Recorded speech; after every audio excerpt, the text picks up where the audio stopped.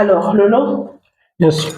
en fait, je t'appelle Lolo, mais je ne dois pas t'appeler Lolo parce qu'en réalité, tu t'appelles Christian. En fait, j'ai envie de te demander, quand tu repenses à notre rencontre à Dakar, qu'est-ce qui te revient en tête? Bon, là, je viens de te c'est délicieux crêpe là.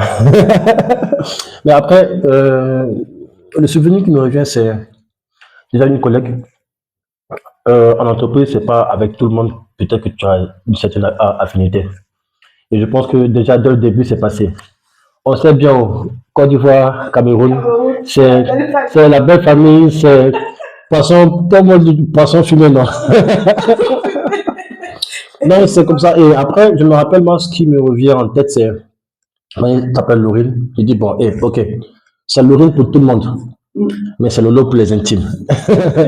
Aujourd'hui, ça me fait plaisir de voir que tu utilises, et là, tu me dois, tu dois payer droit d'auteur, hein. Je te jure. Mais justement, je vais rebondir dessus.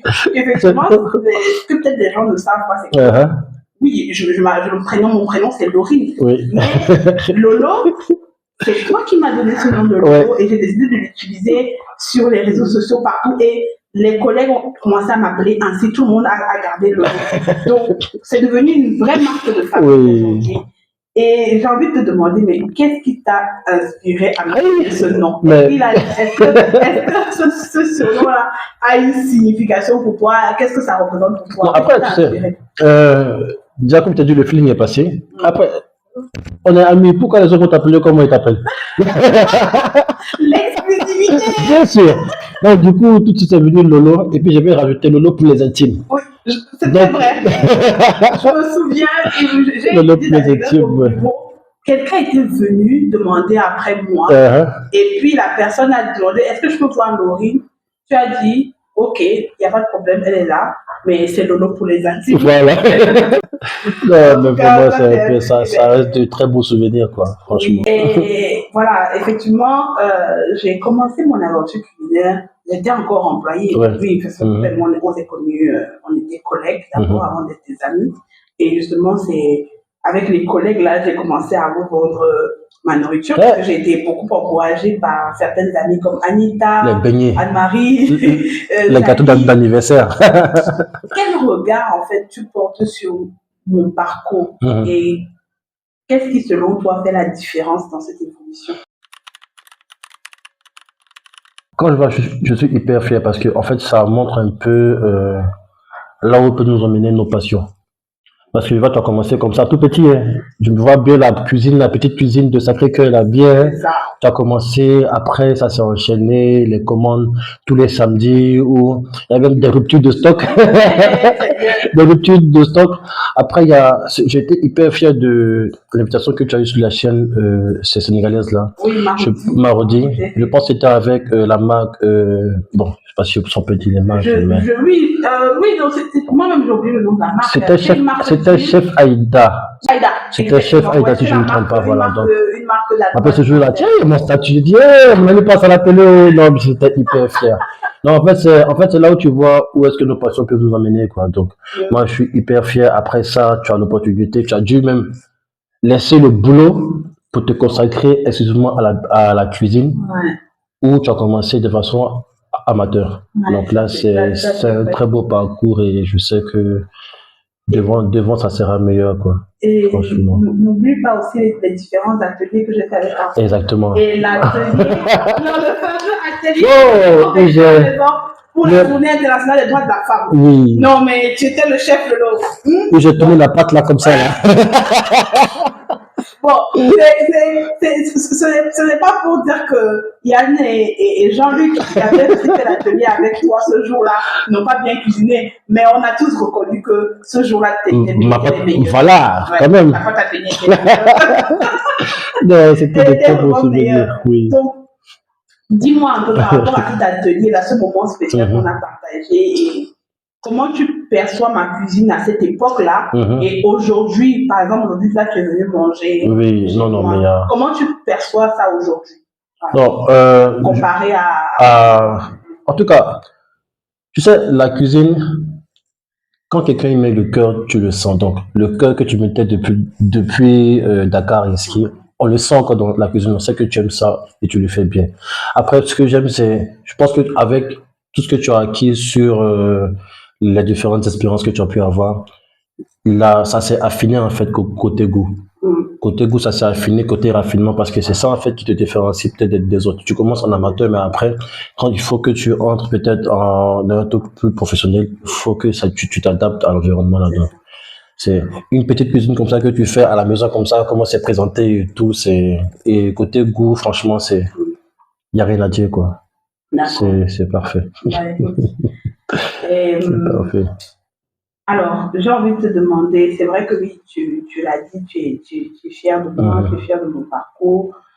Mais j'ai envie de te demander, qu'est-ce qui te rend le plus fier entre, on va dire, tout ce que j'ai accompli à Dakar, entre les différents ateliers culinaires, pour les entreprises, les maisons de production, et notamment pour mon nouveau concept que j'ai mis en place depuis l'an dernier. Non, depuis fin 2023 maintenant, mon Tea Time by Chef Lolo, et que je suis allée organiser récemment au Cameroun. Oui. De tout ça là, qu'est-ce qui te rend le plus fier en fait? Bon, moi en fait, c'est pas tant les événements que tu fais qui me rendent fier, moi c'est le fait que tu aies passé le pas en fait. Tu as fait ce pas là de quitter en fait le monde du salariat pour te consacrer à ta passion et aujourd'hui ça paye. On le voit. Tu fais des ateliers, tu es dans des restaurants comme de renom et après jusqu'à faire des ateliers. Moi je te vois clairement faire des ateliers partout, hein. Pas seulement au Cameroun, mais revenir à Dakar pour nous faire tu vois la tarte avec la crème bissap là, ça m'a marqué depuis tellement longtemps. Et faire ça partout, quoi, parce que voilà. Oui, j'avoue que c'est un des desserts, même au Cameroun. Oui, c'est ta signature, ça. C'est ta signature. Parce que, en fait, j'avoue que je l'ai pas vu ailleurs. Non. La tarte avec le truc bissap, la crêpe bissap, là, je sais pas ailleurs. Donc ça, il faut vraiment que tu puisses l'homologuer pour que ce soit une tarte crêpe bissap by Chef Lolo. Merci pour l'inspiration. Donc, et là, tu as dit quelque chose, ça me permet de rebondir sur la question que je voulais te poser juste après. C'est, est-ce que tu penses parfois à mon éventuel retour sur Dakar? Si oui, comment? Quelle serait pour toi la bonne formule pour revenir à Dakar? Moi, en fait, ce que je vois, c'est vraiment de faire des ateliers dans les grandes capitales africaines. Et pas seulement africaines, Afrique de l'Ouest, mais un peu partout. Parce que la cuisine, en fait, c'est quelque chose qui rassemble. Tout le monde mange. Et tout le monde aime bien manger.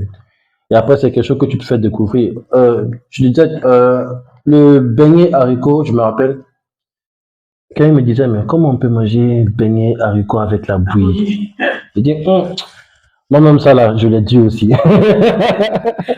Mais quand j'ai goûté, j'ai dit, bon, tu vois, c'est la découverte en fait de trucs qu'on n'a pas forcément dans notre culture.